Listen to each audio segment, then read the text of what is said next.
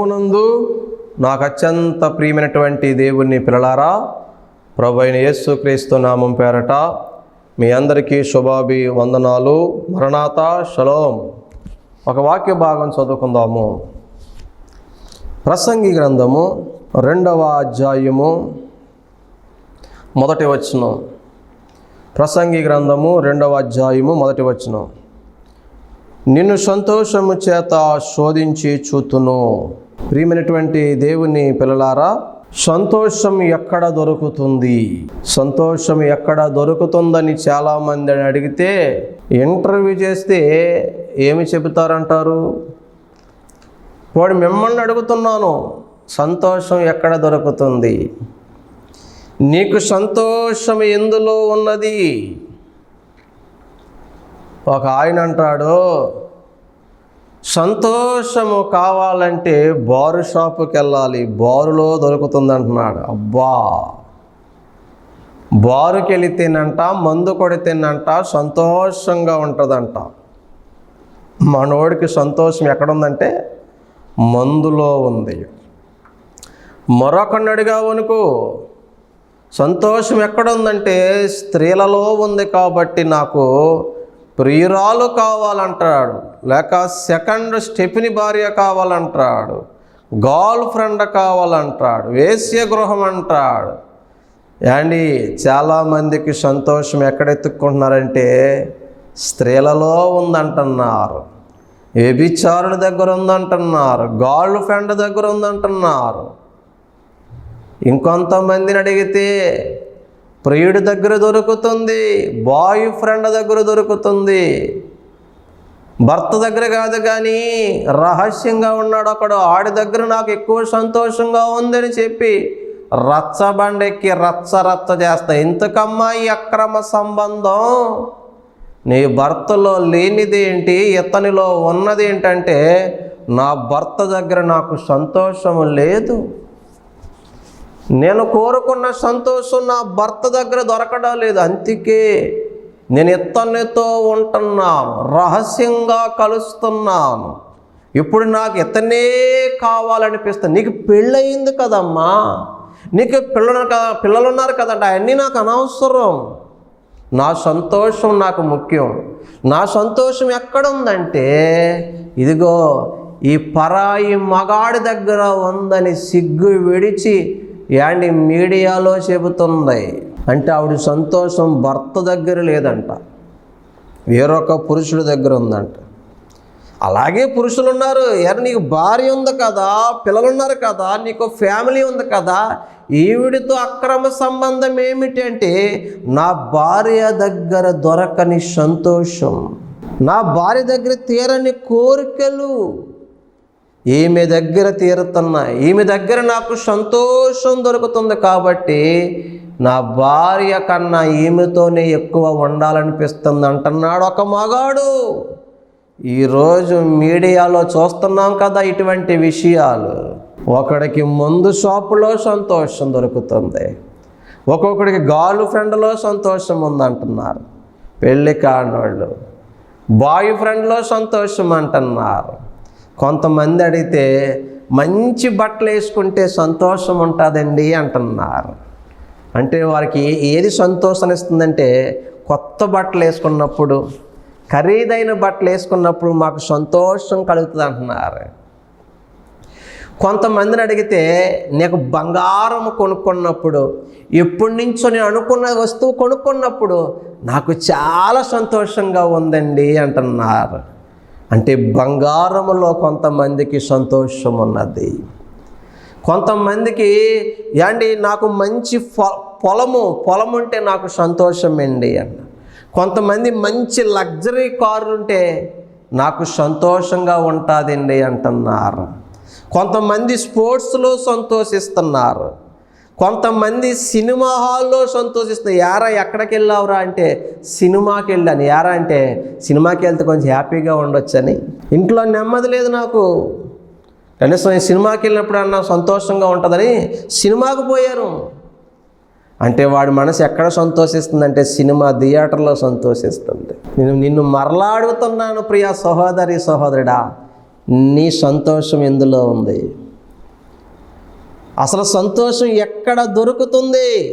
కొంతమందికి మంచి ఇష్టమైన ఫుడ్ తింటే సంతోషం. కొంతమంది ఎంతసేపు తిండి యావే ఇంక ప్రపంచం గురించి ఏమో ఆలోచించరాలు. ఓ రోజు పీతలో, ఓ రోజు చేపలో, ఓ రోజు రొయ్యలు, ఓ రోజు చికెను, ఓ రోజు మటను. నీ తిండి మండిపోను. తిండి కూడా లిమిట్గా తినాలండి. కడుపు అనేది బాగుంటే మొత్తం దేహమంతా బాగుంటుంది అన్నమాట. కొంతమంది తిండిలో సంతోషిస్తారు. భోజనం తినటం తప్ప ఎవరు చెప్పారు? తినాలి, బ్రతకాలి. కానీ తిండి కోసమే బ్రతకూడదు, బ్రతకాలి కాబట్టి తినాలి. కొంతమంది ఈ భోజనం నిమిత్తమే, ఈ తిండి కోసమే అప్పులు చేసేవాడు తెలుసా మీకు? మాంసం కొట్టుకాడ, చేపల దుకాణం కాడ అడగండి, అరువులు ఉంటాయా మీకని? ఉన్నాయి. వాళ్ళు చెప్తారు, మీరు ఉన్నాయి. ఏండి పిల్లల చదువు కోసం అప్పు చేసావు, తప్పేమీ కాదు. ఇల్లు కట్టుకున్నప్పుడు ఏదో అప్పుల పాలయ్యి అప్పు చేసావు, తప్పేమీ కాదు. పిల్ల పెళ్లి కోసం కొంచెం తక్కువ అప్పు చేసావు, తప్పేమీ కాదు. ఎవరు హాస్పిటల్లో ఉన్నారో అవసరమైంది అప్పు చేసి, తప్పేం కాదు. కానీ ఎప్పుడు చేపలు తినాలి, లేదా మటన్ తినాలి, ఫిష్ తినాలి, ఈ తినాలి, ఇదే తిండి కోసం అప్పులేంటి? ఆదివారమో లేకపోతే అనుకున్న రోజు ఆ వారానికి లేకపోతే ఆ 2 వారాలకి పప్పుసారి తింటే బ్రతకమా, చనిపోతామా? అప్పు చేసినా పర్వాలేదు, ఆదివారం మొక్కొండాలి. అయ్యో బాబోయ్, నువ్వేం చేస్తావు అనవసరం. జీతం అందింది అందులో నాకు అనవసరం. సండే వచ్చినప్పటికీ 2-3 ఐటమ్స్ ఉండాలి. అప్పులు. ఆ రోజు కూరగాయల భోజనం తినకూడదా?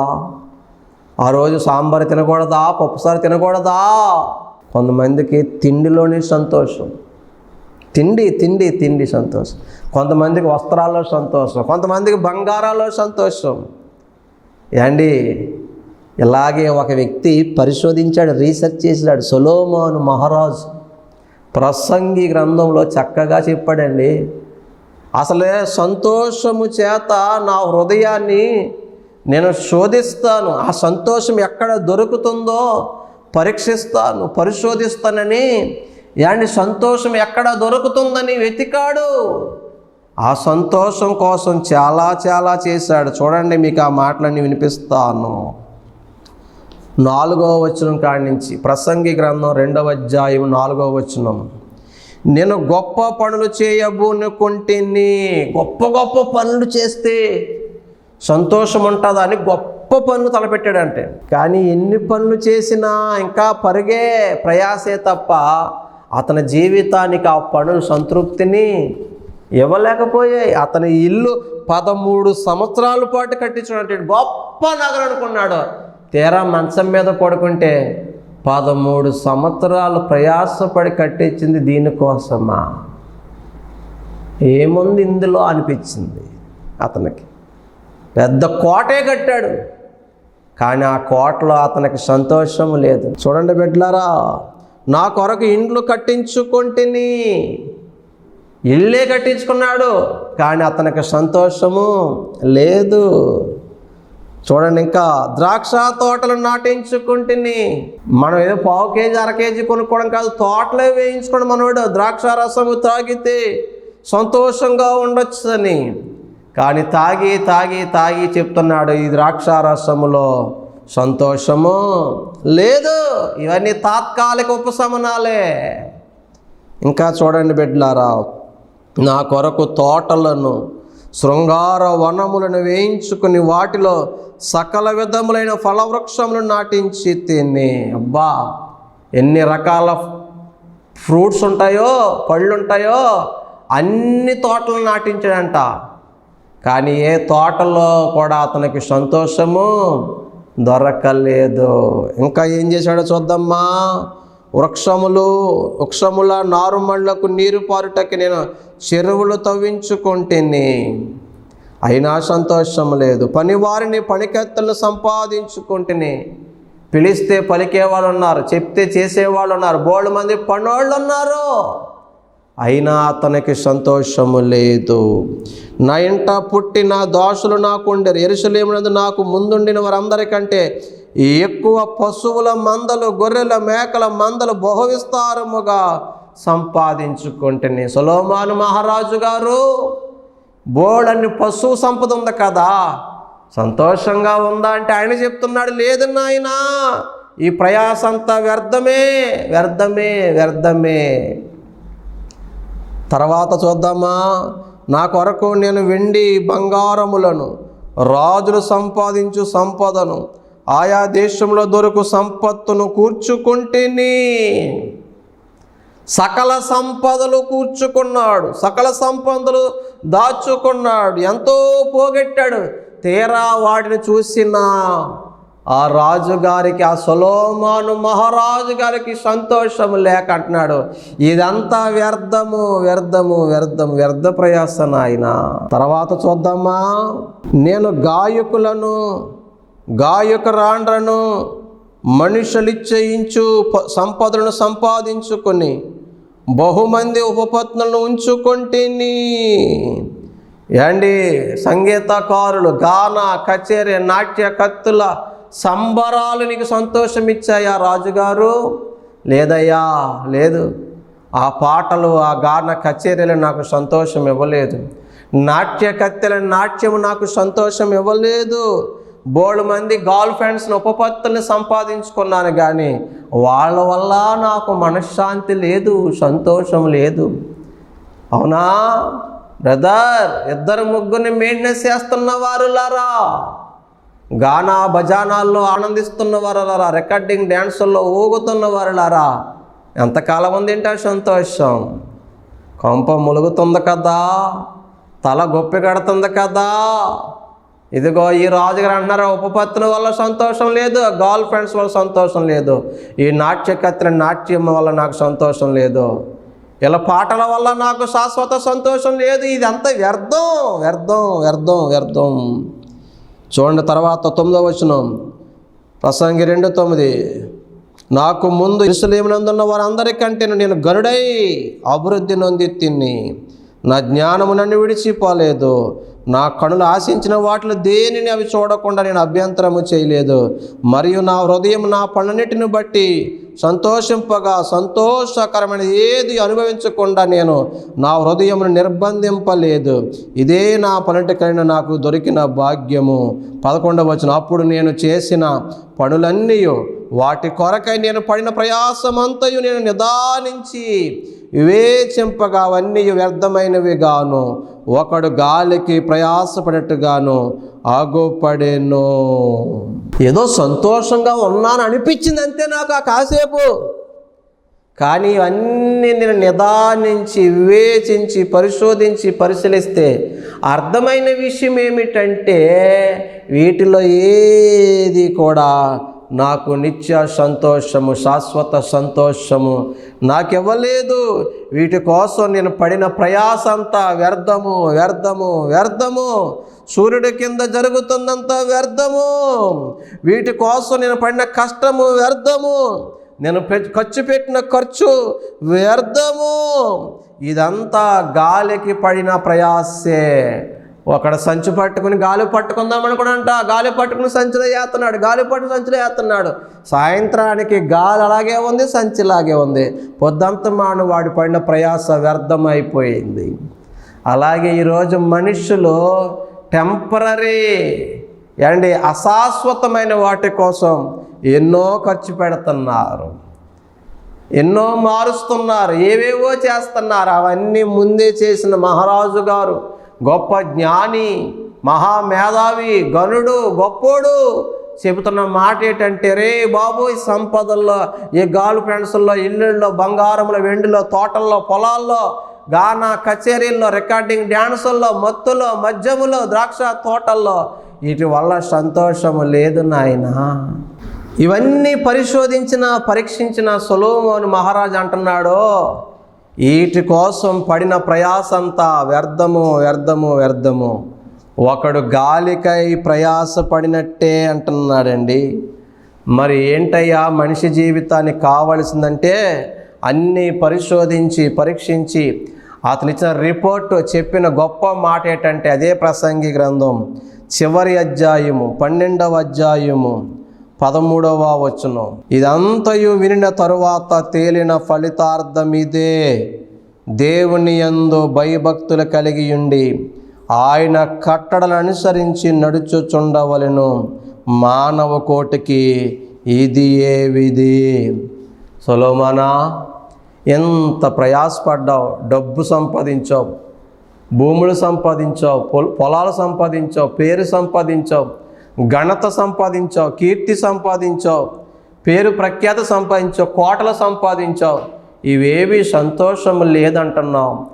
ఏం చేస్తే మరి మేలు అంటావు? నువ్వేం చెప్పాలనుకున్నావంటే మొత్తం అంతా చూసిన తర్వాత తేలిన ఫలితం ఏంటంటే యెహోవా యందు భయభక్తులు కలిగి ఉండడమే మనకు మేలబ్బాయ్. ఆయన దగ్గరే ఉంది నాయన సంతోషము, అదే మనకు మేలు అంటున్నాడు. ఈ మొక్క సొలొమోనుకు ముందు వారి నాన్నగారు దావీదు రాజు ఎప్పుడో చెప్పాడు.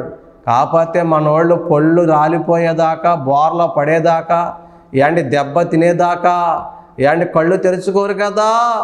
మీరు కూడా చూడండి, అప్పుడప్పుడు మీ పిల్లకి రే అది మంచిది కాదురా, ఆ సిగరెట్లు తాగొద్దురా, మందు తాగొద్దురా, తిరగొద్దురా, గంజా వేయొద్దురా, ఆ గుట్టకాలు పాలు నమలొద్దురా, చెడ్డ స్నేహాలు చేయకుండ్రా, అలా తాగే అలా తిరిగి అలా చేసే నా బ్రతుకు నాశనం అయిపోయింది, మనం దరిద్రులం అయిపోయాం, మనం పేదోళం అయిపోయాం, విలువలేని అయిపోయింది చెప్తే వింటారా?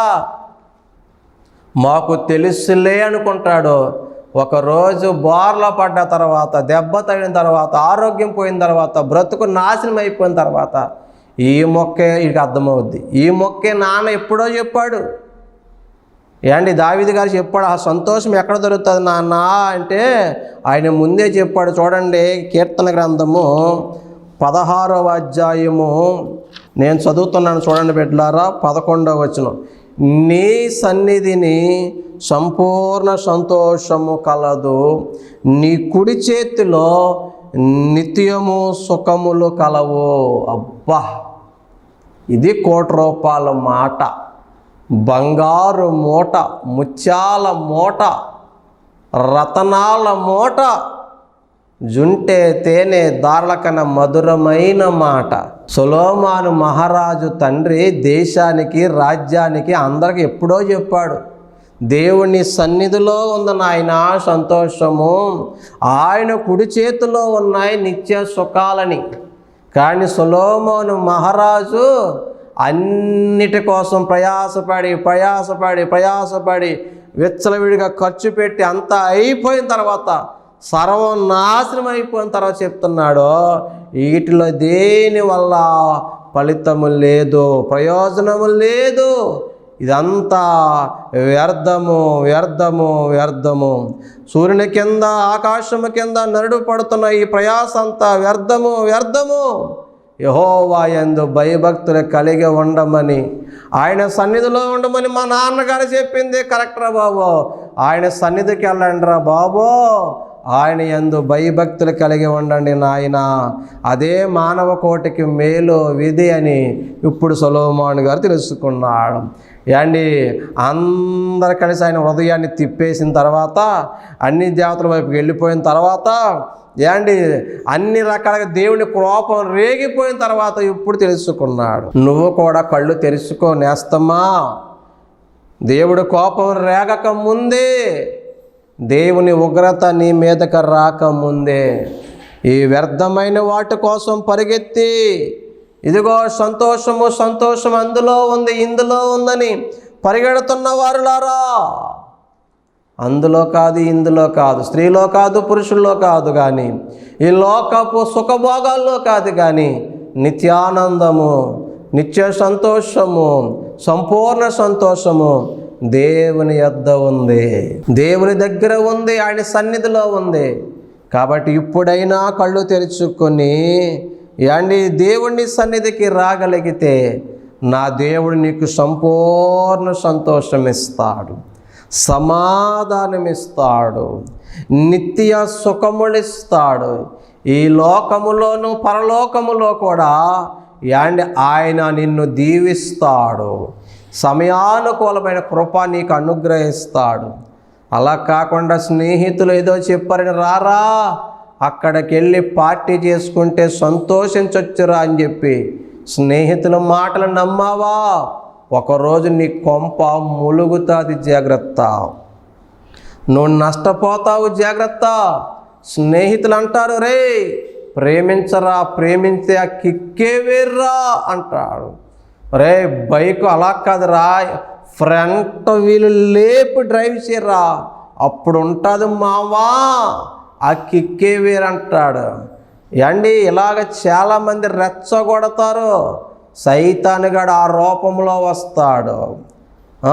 ఒక్కసారి చూడరా టేస్టు, నువ్వు మరలా కావాలంటావురా అని నిన్ను పాపిష్టి అలవాట్లకి అలవాటు చేస్తారాలో.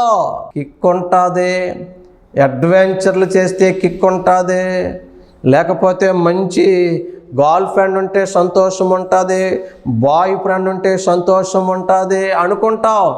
ప్రేమించినప్పుడు బాగానే ఉంటుంది. అలాగే ప్రేమించి చాలామంది పెళ్లి చేసుకున్న తర్వాత అర్థమవుతాడు విశ్వరూపం, అసలు రూపం. ఆ తర్వాత కిందేసి తొక్కేస్తూ ఉంటాడు. పనిలోకి వెళ్ళవు, ఉద్యోగానికి వెళ్ళవు. అప్పుడు నువ్వు మరలా ఏదో పని చూసుకుని మళ్ళీ ఆడిని కూడా నువ్వే పెంచాలి. అలా పెంచుతున్న వాళ్ళు, ఏడుస్తున్న వాళ్ళు చాలామంది ఉన్నారు.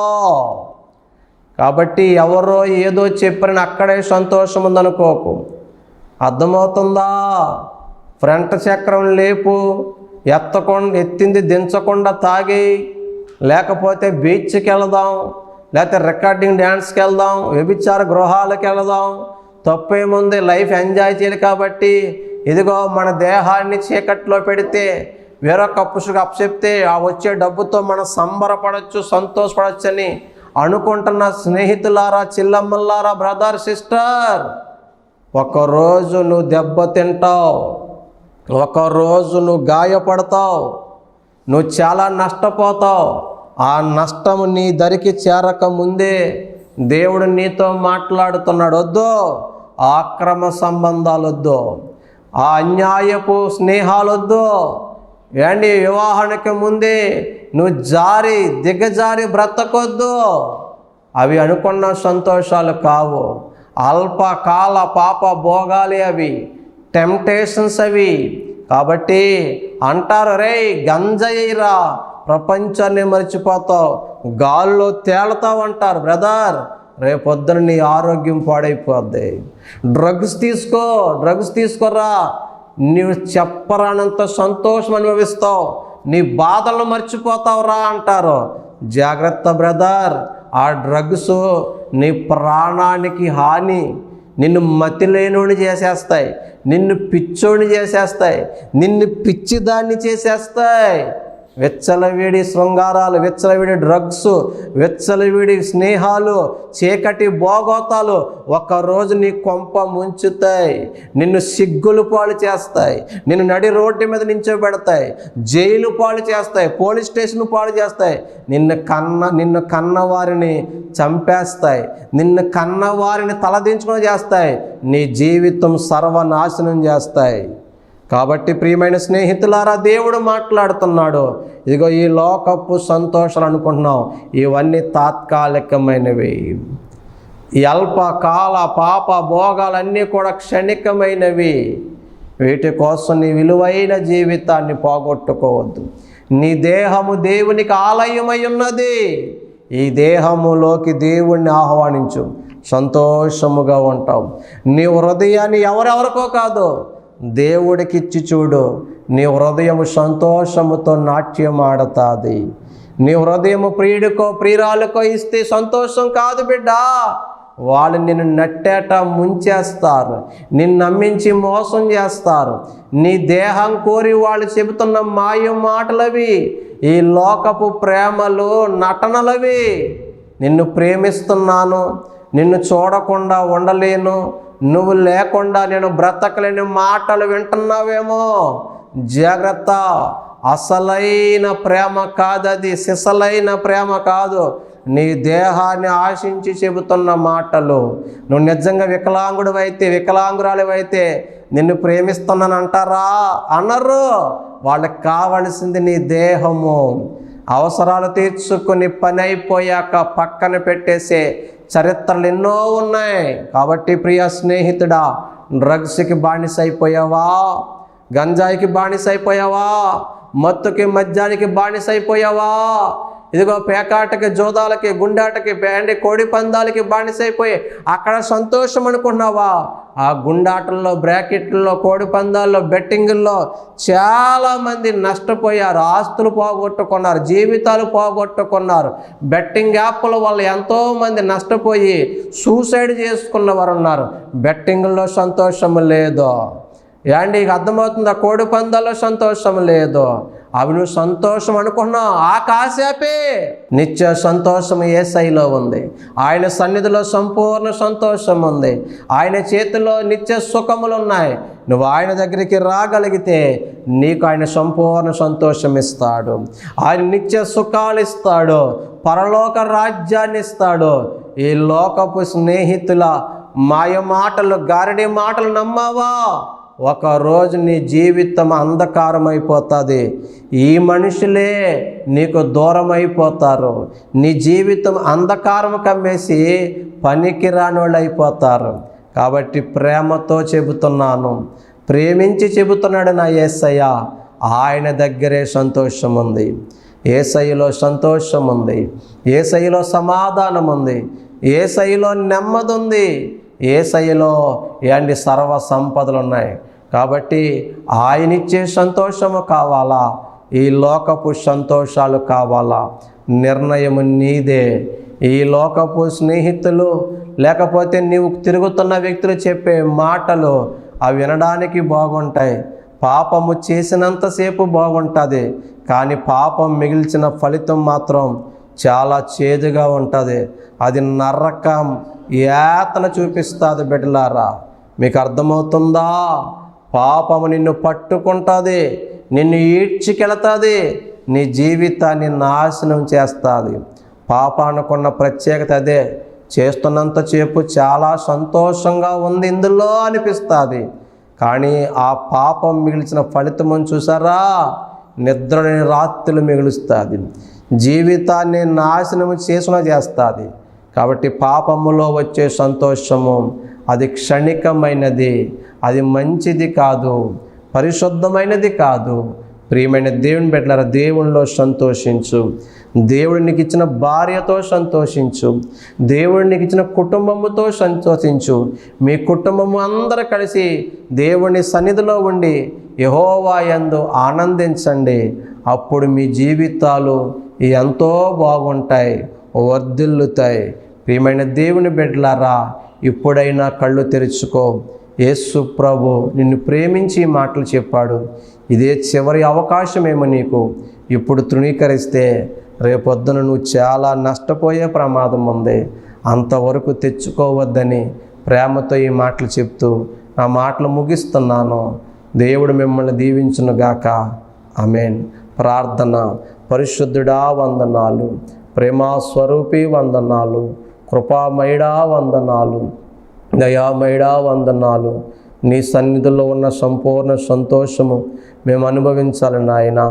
ఈ లోకమైనటువంటి అల్పకాల సంతోషాల కోసం మేము పరిగెత్తకూడదని ఎంతమంది తీర్మానం చేసుకున్నారో వారందరినీ అయ్యా మీ తీర్మానం నిలబెట్టండి నాయన. ఆల్రెడీ చీకట్లో ఉన్న వారిని వెలుగులోకి నడిపించండి, పడిపోయిన వారిని లేవనెత్తండి, బంధకాల్లో ఉన్న వారిని విడిపించండి, వ్యసనాల్లో ఉన్న వారిని విడిపించండి, రక్షించండి, నీ సన్నిధికి చేర్చండి. నీ సన్నిధిలో ఉన్న సంతోషము, సంపూర్ణ సంతోషము, నిత్య సుఖములు ప్రతి ఒక్కరికి దయచేయమని యేసు నామమున ప్రార్థిస్తున్నాను పరమ తండ్రి. Amen. Praise the lord. God bless you all.